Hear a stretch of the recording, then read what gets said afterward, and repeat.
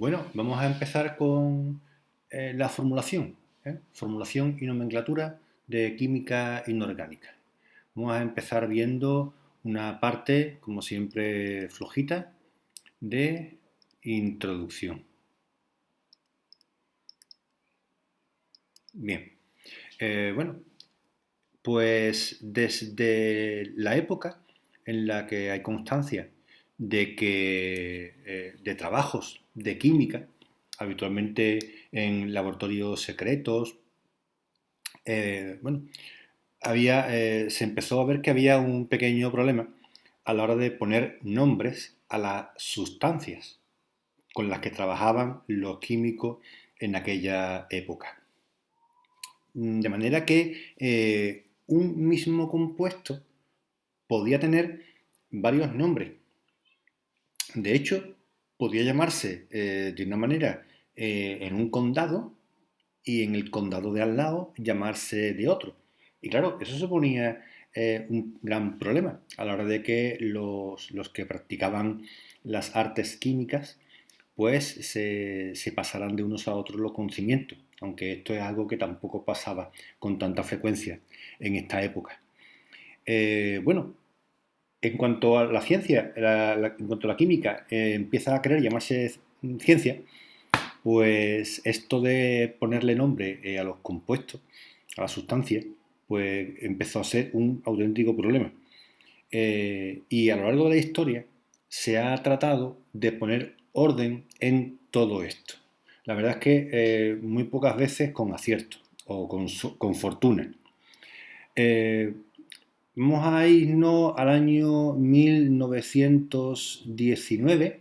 Este año, 1919, es el año en el que se funda un organismo internacional llamado IUPAC. IUPAC corresponde a las siglas en inglés de eh, Unión Internacional de Química Pura y Aplicada, en inglés. Bien, pues este organismo internacional pues trata de aunar criterios, aunar pues la forma en que, por ejemplo, los químicos llaman a sustancias, la forma de entender signos en determinadas operaciones, en fin, un montón de cosas. Bueno, sobre la IUPAC no deciros mucho, sí deciros que nosotros la formulación y nomenclatura que vamos a estudiar es la aprobada por la IUPAC en el año 2005. ¿Vale? Vamos a estudiar dentro de este marco de la IUPAC 2005, aunque no la vamos a estudiar en profundidad. Pero aunque no lo estudiemos todo, pero todo lo que estudiemos estará aquí. Y deciros que es posible que si buscáis en internet, en libros o incluso preguntáis, incluso a químicos, es posible que alguno os dé nombre que no están aceptados por esta norma, la norma de la IUPAC 2005 para la química, para la formulación y nomenclatura de la química inorgánica. Así que cuidado con dónde vais buscando información.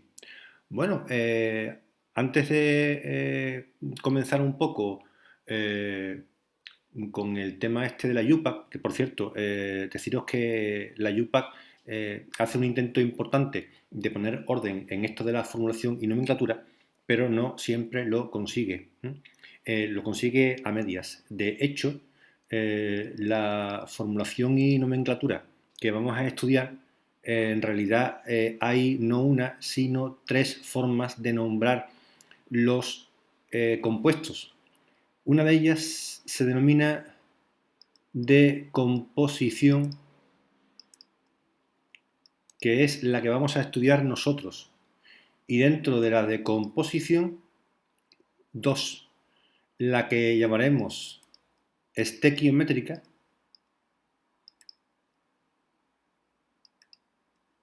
¿no? Estequiométrica, que es la que usa prefijos multiplicativos, y una que se basa en los números de oxidación.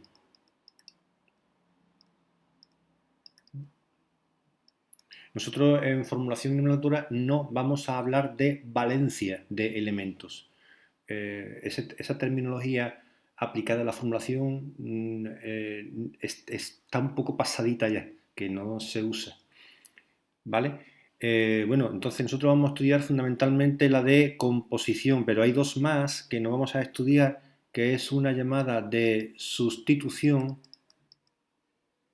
que esa no la estudiamos, aunque lo tenéis en los apuntes, y otra que es la de adición, que tampoco la estudiamos, aunque también está en los apuntes. A todo esto hay que sumarle una que llamaremos tradicional, que son una serie de nombres que se aceptan, pero que no corresponden a una formulación sistemática de los compuestos. ¿De acuerdo? Así que nosotros vamos a estudiar lo que está en amarillo y dejaremos un poco de lado lo que está en verde. Vale, acabo el vídeo de introducción volviendo al tema de la yupa, que es lo que quería yo decir antes de que acordarme de que tenía que decir esto. Y es que fijaos que a partir del año 2022 el presidente de la IUPAC será un español, el catedrático de Química Inorgánica Javier García Martínez. Javier García Martínez será presidente de la IUPAC a partir del año 2022. ¿Vale? Lo del nombre lo sabía porque lo había escuchado en varios programas de radio y demás. Lo del año es lo que no tenía yo muy claro, ¿vale? Pero lo he buscado por ahí y de todo modo es un dato que os invito a que contrastéis. Bien, pues esto es lo que vamos a estudiar y aquí dejamos este vídeo que es nada más que, como digo, un vídeo de introducción. Ahora vuelvo.